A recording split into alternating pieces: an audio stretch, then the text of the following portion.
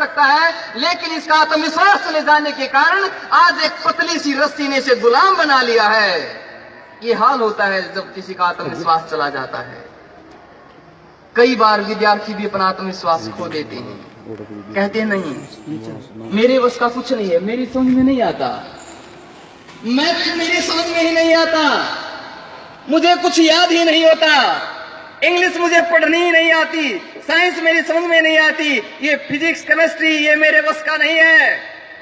बस घर वाले भेजते हैं, मैं आता हूं, मंथली टेस्ट होते हैं, कभी पास नहीं होता, एक दो बार नकल मार के हो जाए तो हो जाए, मैं कुछ नहीं कर सकता, बस मेरा जीवन चल रहा है, मैं कहां अधिकारी कहां नौकरी, मेरे बस का कुछ नहीं है, घर वालों का दबाव है, बस मैं चल रहा हूं, मेरी समझ में ही नहीं आता, मुझे याद ही नहीं होता, मैं क्या कर सकता हूं।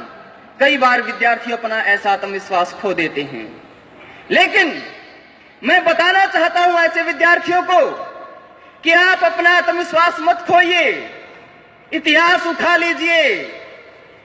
अल्बर्ट आइंस्टीन कहता है मुझे बेंच पर खड़ा करके पीटा जाता था और मैथ के टीचर कहते थे तुम 7 जन्म मैथ नहीं सीख सकते।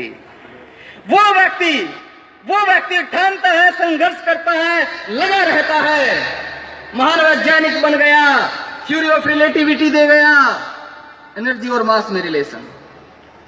वो थॉमस अल्वा एडिसन जिसकी कॉपी पर लिख दिया गया ये मंद बुद्धि है, ये पढ़ नहीं सकता, पढ़ने के योग्य नहीं है, वो व्यक्ति लगा रहता है, संघर्ष करता है, महान वैज्ञानिक बन गया, बल्ब का आविष्कार कर गया।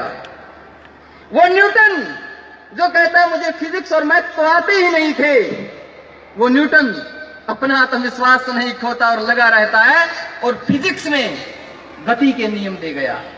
वो रामानुज जो 11वीं कक्षा में फेल हो गया, उसकी स्कॉलरशिप छीन ली गई, लेकिन उसने हिम्मत नहीं हारी, लगा रहा और महान गणितज्ञ बन गया। मैं किस किस के उदाहरण आपके सामने रखूं? इतिहास उन्हीं लोगों ने रचा है जिन्होंने कभी अपना आत्मविश्वास नहीं खोया। लोगों ने दुत्कारा, लोगों ने उन पर फटकियां कसी, उन्हें नकारा गया, लेकिन उन्होंने अपने आप में अपनी नजरों में खुद को कभी नहीं गिराया। वो लोग कुछ कर जाते हैं। महाराणा प्रताप एक बार एक मुगल बादशाह ने कहा महाराणा तुम हार चुके हो। शब्द सुनो उस व्यक्ति के। वो कहता है महाराणा प्रताप जवाब देता है अरे हारता तो वो है जो आत्मसमर्पण करता है, मैं तो अंतिम श्वास तक लड़ूंगा, मेरे शरीर में शुद्ध रक्त की जब तक एक एक बूंद है तब तक मैं संघर्ष करूंगा। जो ऐसे व्यक्ति होते हैं, क्या दुनिया की कोई ताकत उन्हें हरा सकती है क्या? कैसे व्यक्ति जो अंतिम समय तक अपने लक्ष्य के प्रति समर्पित रहते हैं, लगे रहते हैं, सफलता मिले असफलता मिले ये नहीं देखते, बस उन्हें दिखाई देता है तो अपना लक्ष्य दिखाई देता है। ऐसे लोग अपने लक्ष्य को प्राप्त कर ले जाया करते हैं। मैं आपसे यही कहना चाहता हूं, आपसे समर्पित हो जाइए अपने लक्ष्य के प्रति। कहते हैं ना संघर्ष ना तकलीफें, क्या मजा है फिर जीने में, और तूफान भी थम जाता है जब लक्ष्य रहता है सीने में।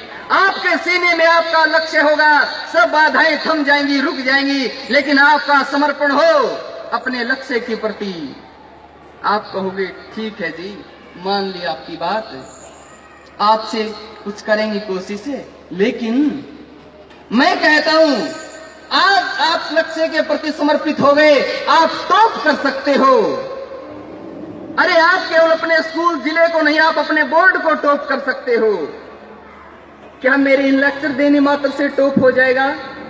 कई विद्यार्थी कहेंगे अच्छा जी मेरी तो समझ में ही नहीं आता, मेरी कक्षा में कुछ इंटेलिजेंट बच्चे हैं, एक बार दो बार दोहराते हैं तभी याद कर लेते हैं, एक बार समझते हैं दो बार समझते हैं तभी सारा समझ लेते हैं, और मेरी समझ में ही नहीं आता। क्या मैं भी टॉप कर सकता हूं क्या? क्या अरे कुछ नहीं आता मुझे, कुछ नहीं किया मैंने, क्या मैं भी टॉप कर सकता हूं? क्या मैं भी प्रथम श्रेणी में आ सकता हूं? क्या ऐसा संभव है? चलो बताते हैं आपको, उपाय बताते हैं, सुनो ना ध्यान से। वैसे 11वीं और 12वीं के बच्चे कहां बैठे, एक बार हाथ खड़े करना। 11वीं और 12वीं कक्षा, ठीक है, ठीक। चलो मैं आपसे पूछता हूं, एक बात पूछता हूं, दो व्यक्ति हैं, मेरे पास समय है ना, मैं उसके अनुसार ही चलूंगा, ज्यादा समय नहीं लूंगा।